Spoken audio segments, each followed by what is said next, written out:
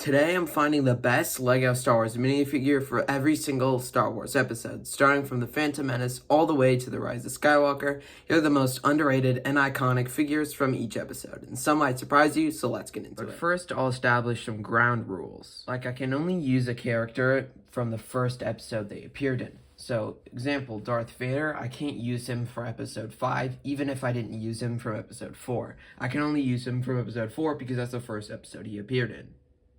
But I can use the same figure if they'd have a different appearance. For example, episode 4 Obi-Wan I can use as well as episode 2 Obi-Wan because they have a completely different look. Starting off with episode 1, which is definitely the episode I have the least content of, and that only includes R2-D2, which technically I didn't get from an episode 1 set, but still he's the only figure technically from episode 1, so I have to use him for episode 1, and I can't use him from any other episodes, even though he appears in every single one. But now is episode 2, which has a lot more figures, and of course the Geonosian arena included a lot of Jedi like Kit Fisto, and technically Mace Windu, which will be my honorable mention because he does have the Clone Wars armor printing on him, and he was in the 2022 Republic fighter tank, so technically I can't include him because this version doesn't look like the one that we actually see in episode 2, but with my figures completely narrowed down, they actually include a lot of good ones, at least in my collection. Kit Fisto is a little bit old, and he honestly doesn't look that good.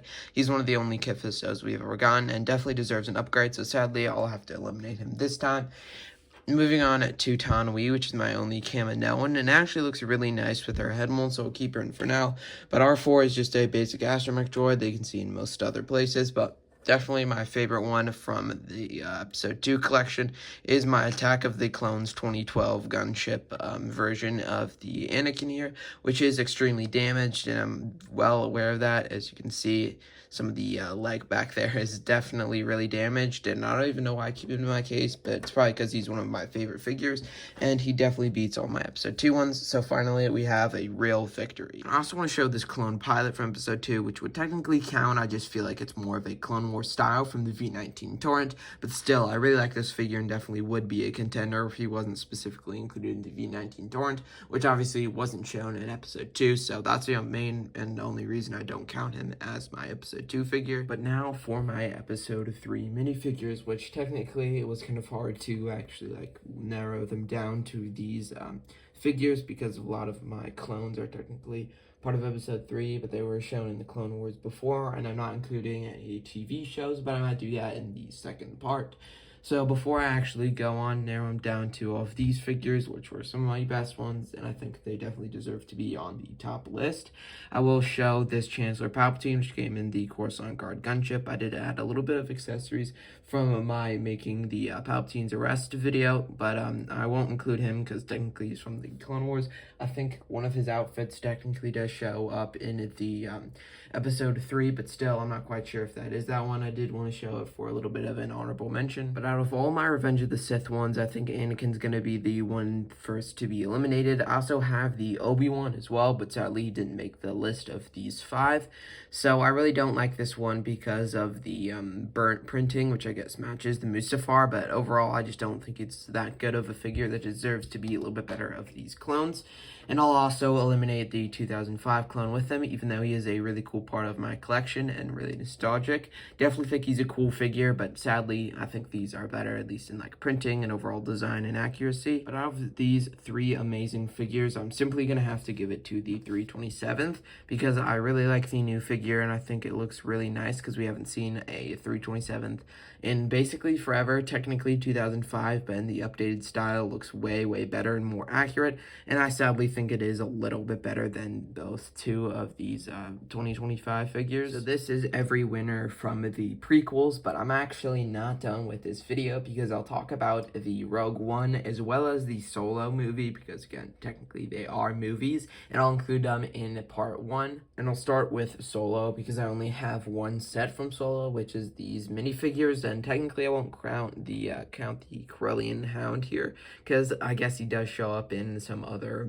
Star Wars media before Solo, at least chronologically, and I don't really know if I'll actually count him as a minifigure, but I do count Astromechs, I guess, so I don't really want to give him a fair chance, though, because anyway, even if I considered him I don't think he would be better than any of these two, because Kiera, I love the leg printing on her as well as the torso print. It actually looks really nice, but I think she's definitely overshadowed in the set by Solo. I think his printing is very accurate, and he's definitely my favorite figure from Solo. By technicality, these are all of my Rogue One figures, because I do have the U-Wing from this year, which includes the K2SO, which is a little bit different than the Rogue One because this one is from Andor, so sadly I won't really include him, even though he probably would be on my top 3 at least for these figures.